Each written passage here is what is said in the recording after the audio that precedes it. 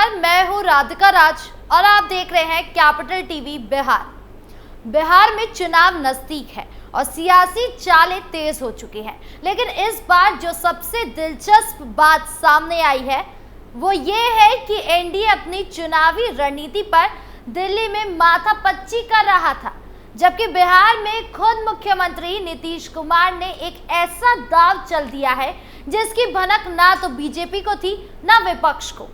एक के बाद एक आयोगों की घोषणा करके नीतीश ने ये साफ संकेत दे दिया है कि 2025 का चुनाव वो जातीय कार्ड से खेलने जा रहे हैं, और वो भी अपने ही अंदाज में। अब जरा सोचिए, एनडीए अभी सीट बंटवारे तक नहीं पहुंचा है और इधर बिहार में नीतीश कुमार ने एक झटके में सवर्ण आयोग, अनुसूचित जाति आयोग, महादलित आयोग, मछुआरा आयोग जैसी संरचनाएं खड़ी कर दी है।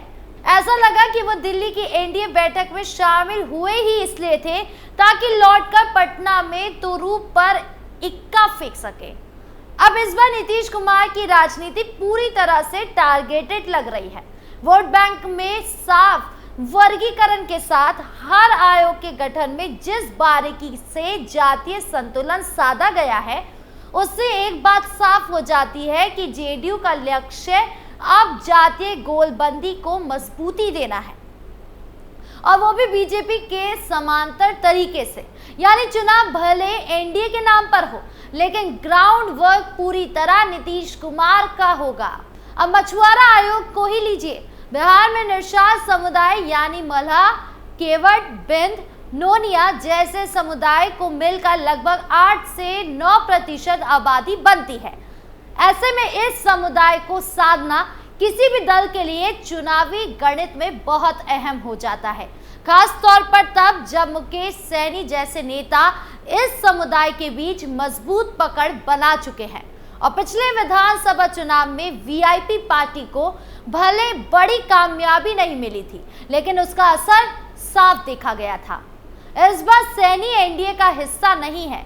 ऐसे में अब जेडीयू और बीजेपी दोनों मिलकर उस स्पेस को भरना चाहते हैं, या यूं कहें कि हथियाना चाहते हैं, और इसी क्रम में मछुआरा आयोग का गठन किया गया है।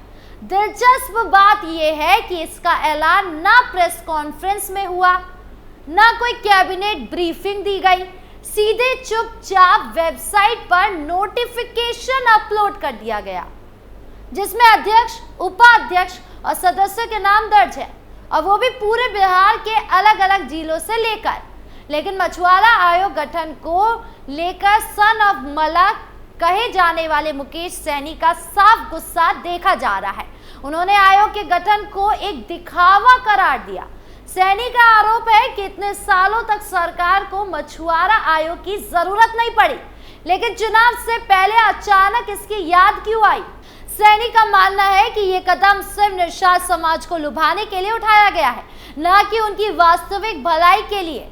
उनका तर्क है कि आयोग में नाम भले निषादों के हो, लेकिन चेहरा जेडीयू का है, यानी वोट भी चाहिए और सत्ता हाथ में रखनी है। अब सवाल है कि क्या बीजेपी को इस चाल की भनक थी, क्योंकि दिलीप जायसवाल पहले भी संकेत दे चुके थे कि निषाद समाज के लिए कुछ बड़ा होने वाला है।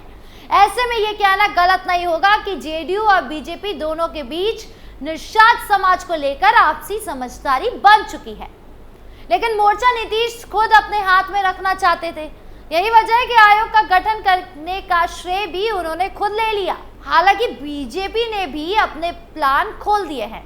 आने वाले दिनों में प्रदेश भर में निषाद सम्मेलनों की लंबी श्रृंखला शुरू होने वाली है, यानी ग्राउंड वर्क तेज है। लेकिन जेडीयू साफ कर चुकी है कि नीतीश की छवि ही सबसे बड़ा चेहरा है। यही वजह है कि स्वर्णों से लेकर दलितों और मल्लाहों तक हर जातीय समूह को लेकर अलग अलग आयोग तैयार किए जा रहे हैं, ताकि हर वर्ग को ये भरोसा दिया जा सके कि सरकार उनकी चिंता करती है। भाजपा की बात की जाए तो बता दें कि मछुआरा समाज और मछुआरा वोट बैंक को लेकर भारतीय जनता पार्टी भी लगातार सक्रिय रही है।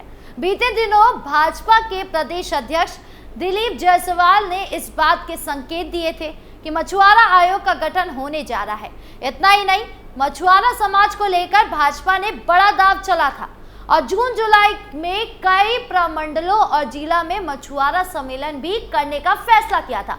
अभी तक के कार्यक्रम के अनुसार आगामी 10 जून को मुजफ्फरपुर, 14 जून को कटिहार, 18 जून को दरभंगा, 22 जून को मोतिहारी, 26 जून को समस्तीपुर, 30 जून को खगड़िया और 10 जुलाई को पटना में मछुआरा सम्मेलन आयोजित किया जाना है। महादलित आयोग में बिहार वैशाली के राम नरेश कुमार, भोजपुर के राम ईश्वर रजक, पटना के अजीत कुमार चौधरी, मुंगेर के मुकेश मांझी को सदस्य बनाया गया है, जबकि राज्य अनुसूचित जाति आयोग में औरंगाबाद के ललन राम, पटना के रूबल रविदास और नालंदा के संजय कुमार को सदस्य बनाया गया था। इसके साथ ही मछुआरा आयोग का गठन भी किया गया है, जिसको लेकर पशु एवं मत्स्य संसाधन विभाग ने अनुसूची जारी की है। इसमें पूर्वी चंपारण के चूड़ी हरवा टोला के ललन कुमार को आयोग का अध्यक्ष बनाया गया है। इसके अतिरिक्त पश्चिम चंपारण जिले के निवासी शैलेंद्र कुमार को राज्य अनुसूचित जनजाति यानी एसटी कमीशन का अध्यक्ष बनाया गया है। यानी इस पूरी राजनीति के पीछे असल एजेंडा ये है कि बिहार का चुनाव अब पूरी तरह जातिगत समीकरणों पर लड़ा जाए।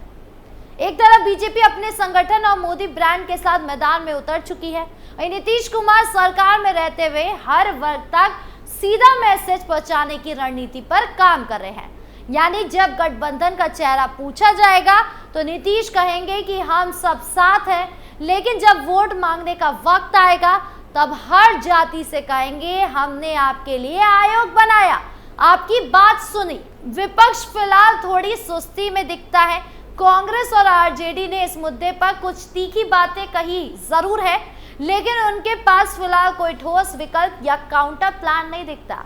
शायद उन्हें भी लग रहा है कि जब गठबंधन का फॉर्मूला साफ होगा तब आगे की रणनीति बनेगी, लेकिन तब तक नीतीश अपनी बिसात पर मोहरे बिठा चुके हैं।